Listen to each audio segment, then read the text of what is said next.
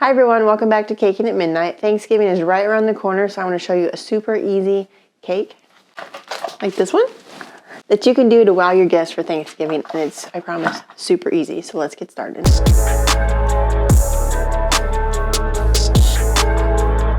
You can use any size cake that you want. You can have any size round or height as you want. Tonight I have a 6-inch round with 3 layers of cake tall that we're going to use for this. But like I said, any size that you want to do will work for this. So I already have it crumb coated, so we're going to put another layer of icing on here really quick. And this doesn't have to be perfect, but just make sure that it's even.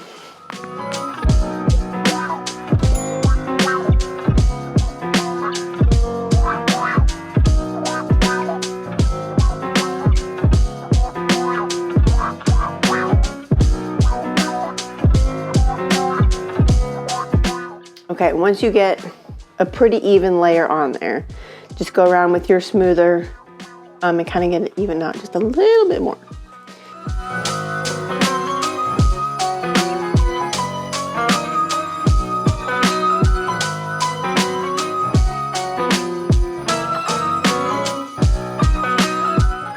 And here comes the easy part. So I know it looks messy, but that is okay. So you can either take your offset spatula, and when I said anybody can do this, anybody can do this. Even if you don't have an offset spatula, you can also use just a regular teaspoon. So with this, once you've got everything on there, you can take your spatula or your spoon, and I'll show you both. But just hold it against the side and start spinning your turntable. We're gonna give this cake a little bit of texture, and then it doesn't have to be perfect. Again, just keep going around and keep moving it slightly up as you go around. So there's the offset spatula, and then here with the spoon. So the more that you push on the spoon to the cake, you're gonna get a wider pattern, or you can get right there, just a real little one. So depending on the size of spoon that you use, will give you a different line. So just keep working your way all the way up the cake. I told you this was gonna be easy. Clean it off if you need to. Now I've made it to the top. I prefer my spatula. You have the texture on the cake. You can tell the difference between the spoon and the spatula. There's not much difference. It's probably more uniform with the spatula, but either way is totally fine. And if you see a spot that you don't like, just go back over it.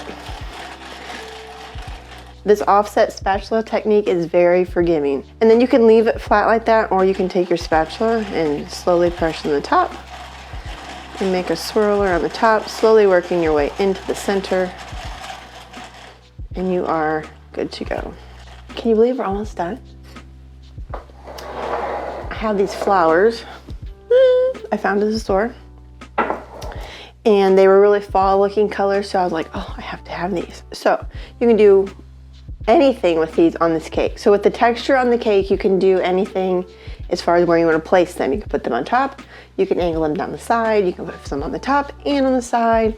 Whatever you want to garnish this cake is the easy part of this, and it's really versatile. So I'm gonna do down the side at an angle. We're gonna start with the biggest ones, and then we're gonna fill in with little pieces. And you can do, when you insert flowers into a cake, just make sure that they are not toxic. I know baby's breath can be toxic on cakes, but these should be fine. And then if you still want to use stuff like that, that is fine. Just make sure that you are using a flower pick, or some people I know dip them in chocolate, but I would still keep them in a flower pick or use a straw or something when you insert it into the cake, because you never know exactly where your flowers have been. So this is my dummy cake, so I'm not going to use a flower pick in there, but use your flower picks. We're just going to start here in the center.